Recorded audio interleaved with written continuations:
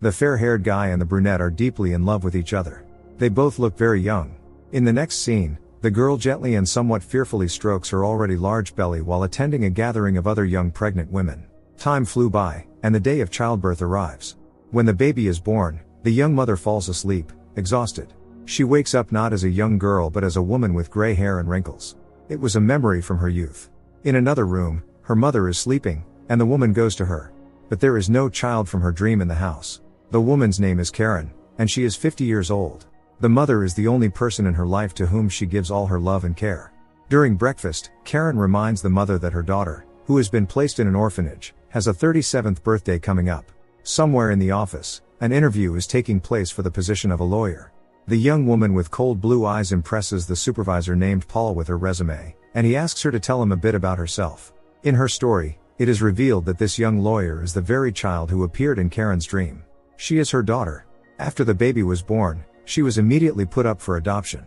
Now she goes by the name Elizabeth Joyce, a name she chose for herself. Elizabeth prefers to work alone but is capable of working in a team when needed. It is important to her that colleagues are men. As women see her as a threat, she is not one of them. Above all, Elizabeth values her independence because she doesn't need to meet other people's expectations. The head of the shelter listens attentively to the story of the young couple. They have been married for 4 years, but they still don't have the child they desire. That's why the couple are here. "God, let us find a child," says the woman named Lucy as they leave the building. "This is the general therapy unit for patients with chronic pain and acute injuries," the man explained to the new orderly as Karen helped elderly Louise into the pool from her wheelchair. Karen joked that Paul, who was smiling in their direction, was flirting with Louise. Karen returns home from work, where the mother's caregiver is waiting for her with her daughter.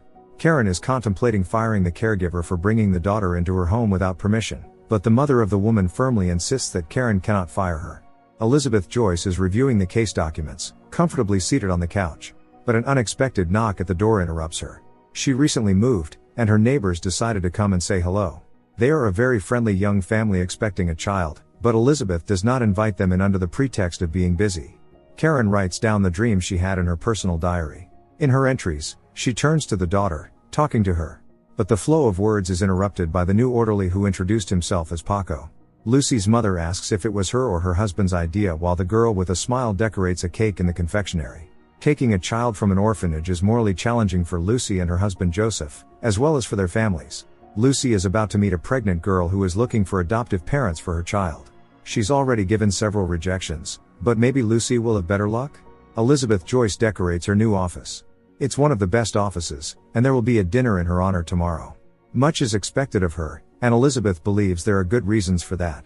Karen brushes the mother's hair, and they talk about the second most important thing in Karen's life, her work. Among other things, Karen mentions the new orderly. The mother advises her to be cautious, or it will hurt to fall later. The conversation with Paco doesn't go well. He's beginning to think that he and Karen aren't getting along. Karen would love to hang out, but sharp words seem to come out on their own. Karen and Paco decide to have coffee together. Paco talks about himself, and at the end of his story, he apologizes for not understanding why he says foolish things around her, despite trying not to. Karen concludes that he is uncomfortable with her and leaves without waiting for coffee. Elizabeth arrives at a luxurious restaurant for a formal dinner in her honor, but to her surprise the colleagues are not here, only Paul. Elizabeth's feeling a little awkward but takes control of the situation and starts a conversation about his family, during which she learns that he became a widower 5 years ago. Before bed, Karen writes in her diary again, but sounds from deep within the house distract her. Her mother is having an episode. Karen calls for an ambulance, and at the clinic with tears in her eyes, the mother tells her that she doesn't want eternal life because it's nothing but disappointments. In the morning, watching small children playing in the hallway, she laughs happily. Paul notices that after the workday ends, Elizabeth is still in the office studying the case. She invites him for a drink, and they head to her apartment, where they encounter Elizabeth's neighbors. She introduces Paul as her father, which makes the man embarrassed. He believes the neighbors are good people and didn't deserve such deception, but Elizabeth claims that it's just a shell. How can they know what the neighbors are really like? After having a glass of wine each, the pair moves to the bedroom, and even here, Elizabeth remains in control. In the clinic, a heart monitor alerts an elderly woman's cardiac arrest. While a nurse rushes around, Karen is in shock, unsure of what to do. The sound of a reversing car wakes Elizabeth Joyce. While Paul sleeps, she goes out to the balcony, where she spots her neighbor. Elizabeth is clearly trying to get his attention. Before meeting Ray, The nun advised Lucy and Joseph to be themselves. Ray is a girl looking for parents for her unborn child. From the doorstep, Ray asks questions, and the meeting starts to resemble an interrogation. After the meeting, Lucy paces in the room, thinking that it didn't go well. But suddenly, they are informed that Ray wants to meet again. Karen mourns the loss of her mother. The letters in the diary addressed to her daughter help to ease her heartache. Karen hopes they will meet again and that the daughter will forgive her. Karen believes it's now the best time to tell the caregiver that her services are now needed only 1 day a week. However, the caregiver sets her conditions, which Karen silently agrees to. Elizabeth Joyce spent the night with her neighbor. It wasn't unexpected, it was a calculated move. Karen decides to visit Tom Weimer, the blonde boy who became the father of her daughter. His life is good, he married the girl he dated in school, has 2 sons and a daughter. Karen on the other hand lost her mother, and there's no one else left. Paul hugs Elizabeth, lying on the bed in her home. He doesn't understand the status of their relationship, and Elizabeth suggests labeling it as an affair. Paul laughs, but is it a joke? He shifts the conversation to work, offering Elizabeth a promotion, admiring what she has already accomplished. Elizabeth declines, stating that she believes she deserves the promotion but wants to prove it to Paul. Elizabeth reveals that her career goal is to sit on the Circuit Court of Appeals. Meanwhile, Karen and Tom Weimer were at the motel. They missed each other very much. When it was over, Karen confesses that she has never loved anyone else as much as him. Afterward, Karen leaves. The next workday, Paco offers his condolences to Karen for her mother's passing. He leaves a small gift on her locker door, tomatoes he grew himself. But this infuriates Karen. She catches up to him and returns the gift, saying she doesn't want people to think they are a couple. For the first time, Paco doesn't respond with silence. He catches up to her, hands her the gift and calls her rude and hysterical. A neighbor knocks on Elizabeth's door. His wife won't be home for a while, so he decided to visit her. But Elizabeth doesn't let him into her apartment. Instead, she goes into his. In his house, Elizabeth examines every shelf and discreetly puts her own thing in the closed drawer. The man is uncomfortable having brought the mistress into his family's home, and he suggests Elizabeth go to her, but she does not agree. Karen leaves an apology letter in Paco's locker. She offers to meet on the weekend if he accepts her apology. Paco agrees. Lucy and Ray are talking in the meeting room. Ray confesses that Lucy was the first one to find out that she's expecting a boy. Ray asks Lucy whom she would have wanted if she were pregnant herself. Lucy had dreamt of having a daughter, while Joseph preferred having a son. Their opinions differ in many ways, but Lucy is honest with Ray. The girl wants to continue checking out potential parents for her baby and plans to look at their home, their way of living, meet their family and friends and stay with them for a couple of days. Ray says this is the final step, and if everything goes smoothly, Lucy will be able to attend prenatal classes and even the birth, but without her husband. Ray will choose the baby's name. Lucy agrees to all the conditions for the opportunity of motherhood.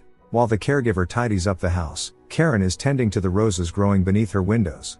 At one point, she notices that the caregiver's daughter is going through her things. Karen scolds the girl but then softens and offers her some cookies, which was the reason for the child's search. It's then that Karen notices her mother's necklace on the girl, which has been passed down from mother to daughter for generations. She takes the girl to the caregiver to get an explanation. The woman says she received the necklace as a gift. From their subsequent conversation, Karen learns that the mother considered her unhappy and blamed herself for it.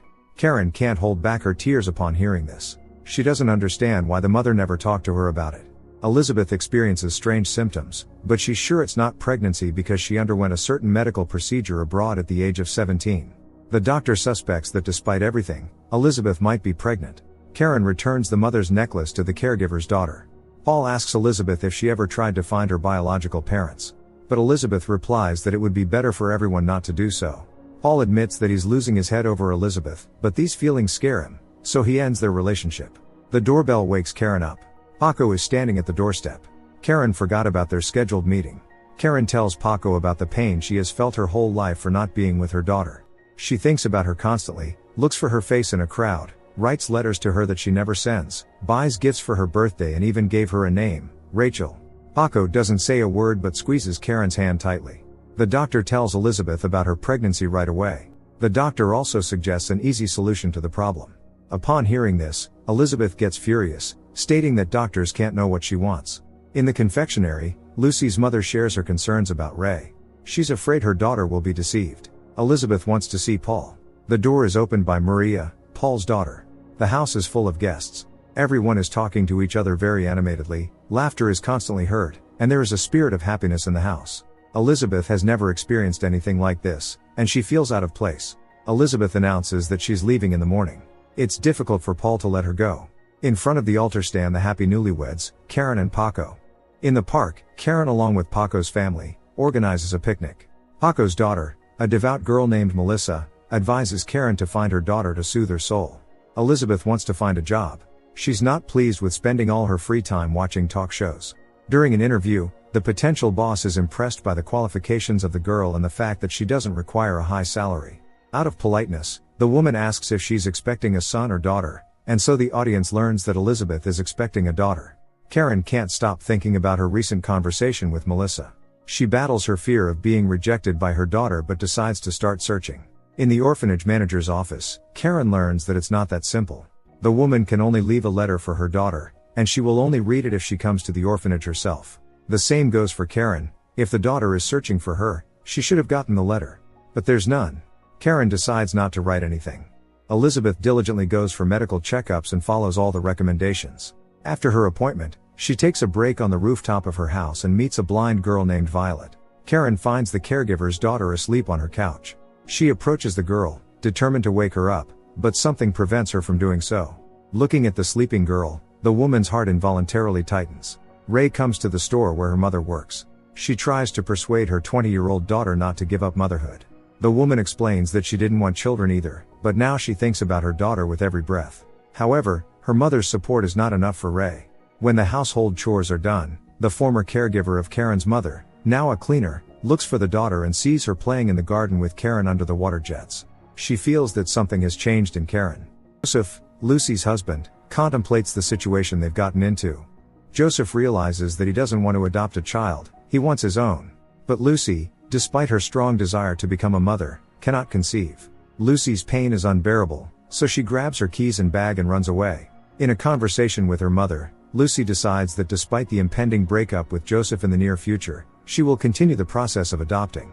She initially felt that Joseph didn't like Ray, and she hopes their breakup won't be an obstacle. The mother tries to dissuade her, thinking that everything Lucy did was for Joseph. But it's not the case. Karen reads fairy tales to the cleaning lady's little daughter. The girl is no longer afraid of the woman who used to scare her. Karen asks how the girl's mother copes with the fear that something might happen to her daughter, since she is so small and fragile. The woman smiles and leaves, leaving the question unanswered. Elizabeth learns that her pregnancy has complications, and according to medical indications, she may need a cesarean section, but she wants to give birth naturally. After a while, Paul's daughter Maria stops by Elizabeth's workplace. She was passing by and saw pregnant Elizabeth, asking whose child it is. However, Elizabeth decides to keep it a secret. In Karen's house, it's a celebration, the cleaning lady's daughter's birthday. They celebrate it together as one big family. After the celebration, the cleaning lady tells Karen that her brother is opening a restaurant in another state and invites her to work there. She intends to accept the offer. Karen has no choice but to accept the news silently. Elizabeth comes to the rooftop to chat with Violet. They talk about everything, pregnancy, parents and their feelings about it. Elizabeth confesses that she has stopped being angry with her mother. Violet is puzzled as to why Elizabeth doesn't want to find her biological mother. Elizabeth decides to ponder the blind girl's words. Karen bids farewell warmly to the cleaning lady's family. As a parting gift, the girl gives Karen the pendant that belonged to her mother. Elizabeth writes a letter to her biological mother, stating that she is ready to meet her and let go of the past. She confesses that she often thinks about her and is waiting for a daughter. She includes her childhood photo as well as a current photo and sends the letter. At the same time, Karen made up her mind and written a letter to her daughter. Now all that's left is to wait for a response. Elizabeth meets Paul. He tells her that he has met an amazing woman and wants to move with her to the east, but if he's the father of Elizabeth's child, he's ready to give up everything. Paul promises to take care of her and the child and always be there. But Elizabeth is determined to leave. As she carries her packed belongings to the car, contractions catch her by surprise.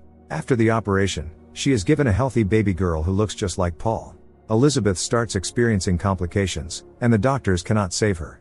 Lucy is present at Ray's childbirth. She doesn't leave the girl's side for a moment in the ward. And now they finally get to see the baby.